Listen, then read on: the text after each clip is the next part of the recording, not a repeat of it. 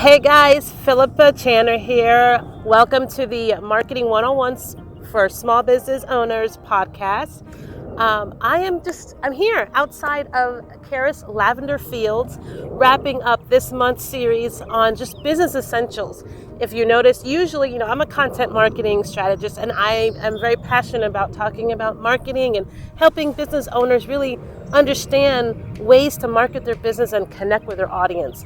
And this month, I kind of deviated from that topic and I really focused on some business essentials, interviewing different experts in fields like legal. I also interviewed somebody with finances, and I interviewed somebody that really brought us some great advice on PR, public relations. And so now I'm here interviewing one of the local business owners that just got started a little, like about 3 years ago. And I just want to hear her journey, some of the struggles she went through, and just see what advice and guidance she can give other young entrepreneurs that are starting their business and looking to get started, and just different things that they can look forward to. So enjoy our conversation.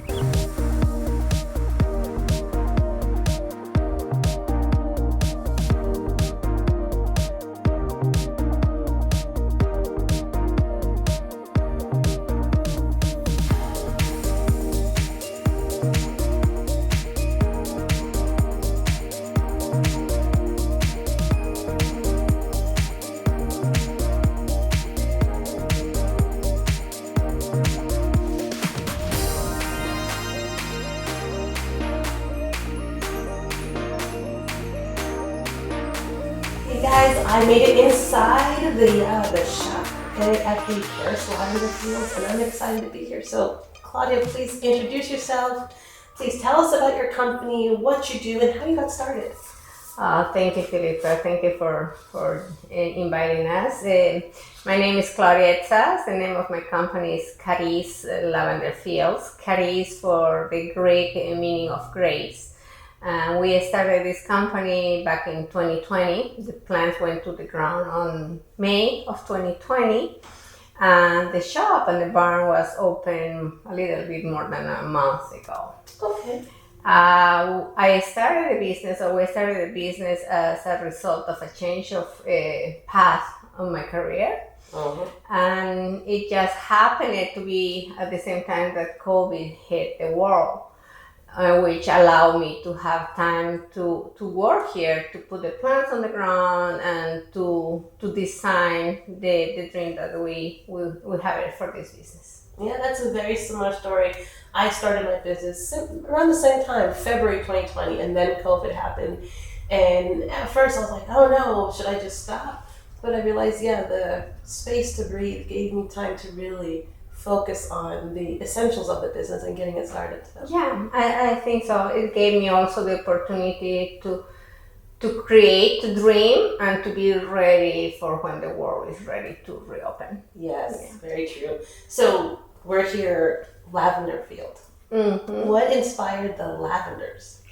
I have a big passion, a personal passion for what is health, mental care, and also everything that is related with the brain. And when I learned about all the benefits that lavender has, which I didn't know in the past, I just fall in love. I somehow feel that lavender found me. Mm-hmm. And now, as much as I get involved and I see all the things that we can create based with lavender, it becomes more and more strong, the meaning of this business. Yes, because I've always heard lavender is calming, but that's about it. Mm-hmm. But I know the last time we talked, I learned so much more about, like you're saying, mental health. There's just more to just being calm that lavender does for our bodies. That's amazing.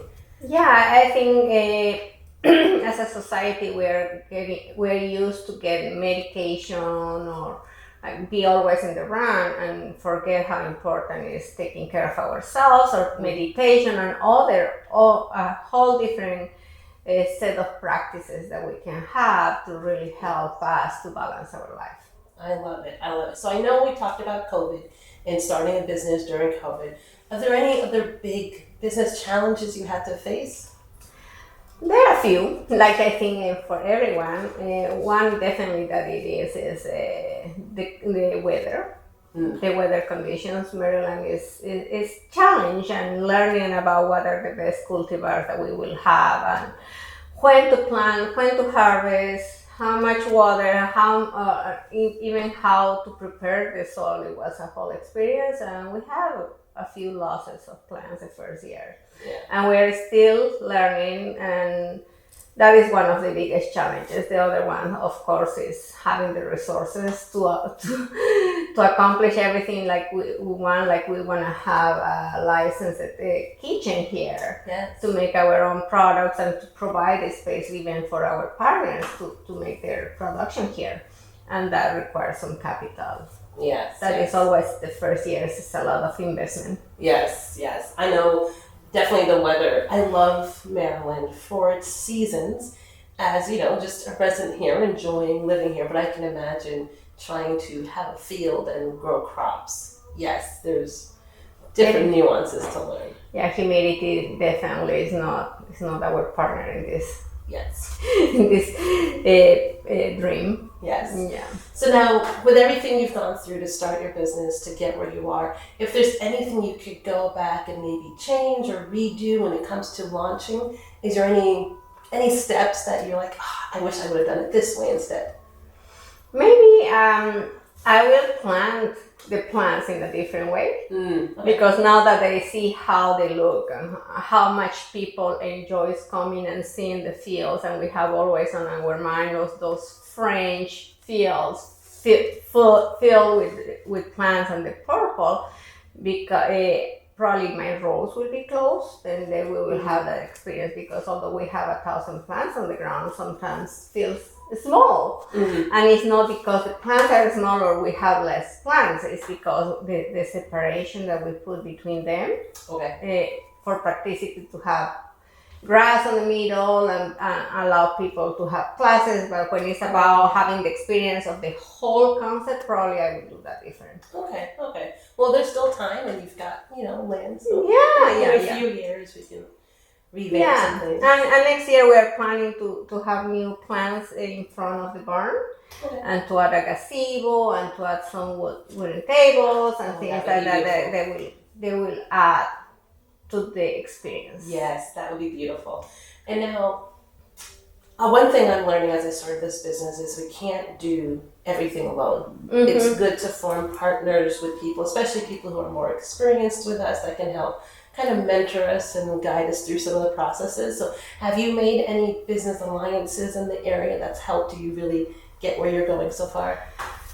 Yeah, we did a couple of alliances, and I think when you talk about people with more experience, for us the biggest portion was to learn about how to grow lavender and how to keep the plants healthy, and for us to be part of the Lavender Association. It meant a lot. We connected with other growers, although Maryland doesn't have many lavender growers.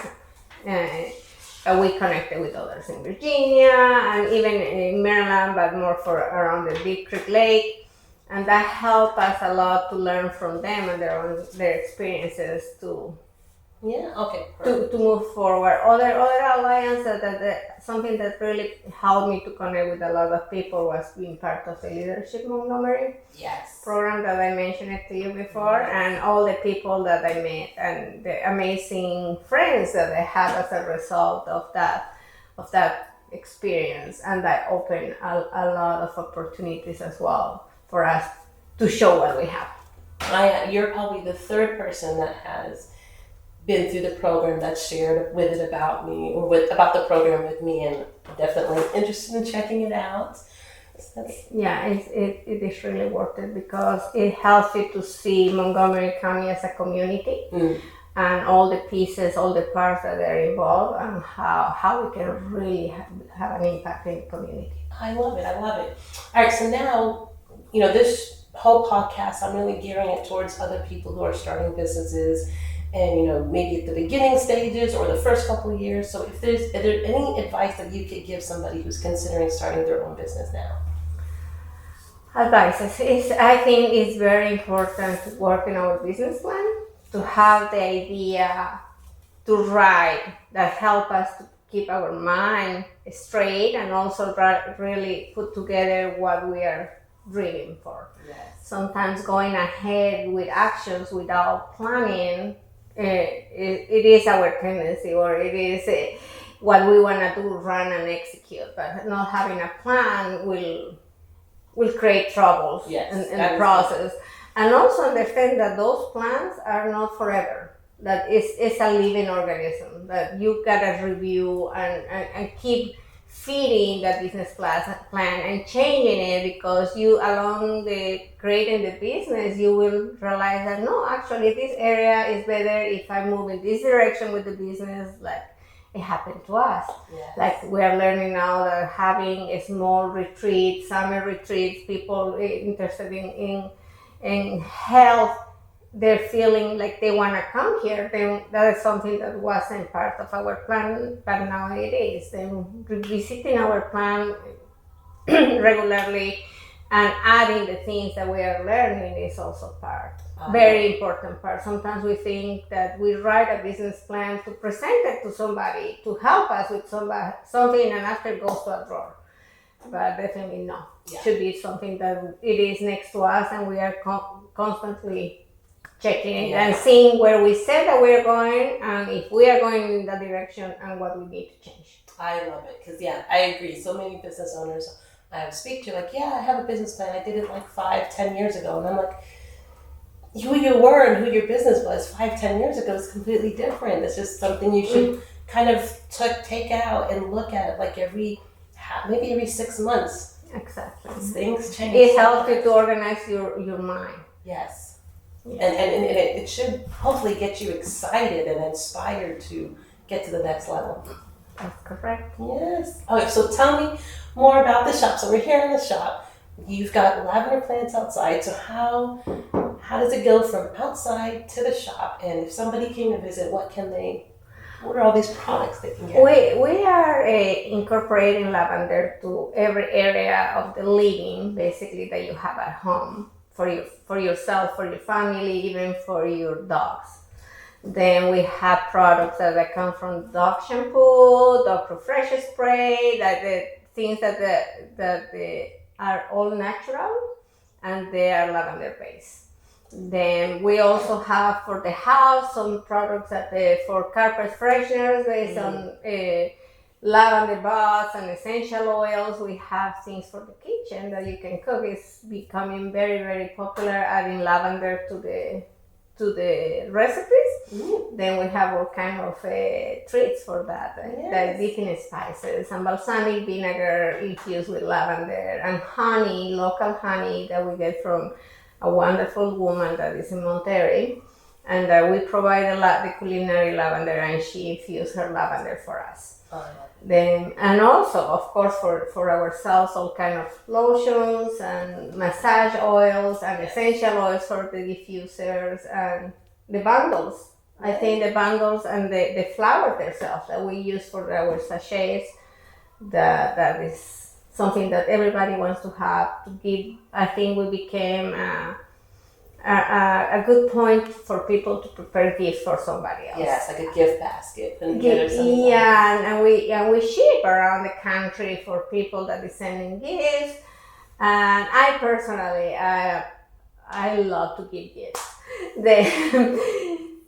Preparing gifts for somebody else is like, it is the dream came true. Yeah. Yay. Okay, good. So I will take up some pictures and some videos of some of the items here, but like you just said, if they're not in the area, it's okay. They can order online. Yeah, we have a website, and we are also in Etsy. We don't have all the products in Etsy, but our website is always available. As I said, we ship all around the country. Sometimes we ship twice to Europe because my family, but our market is basically United States. Awesome. Well, good. Well, thank you so much for taking your time to speak with me, to share your experience starting your business, and just, really encouraging people to get their business in line. And I really appreciate it. Thank you. It requires a lot of reading and a lot of work. Yes. But we all can do it. Yes. Thank you for bringing us today. You're very welcome.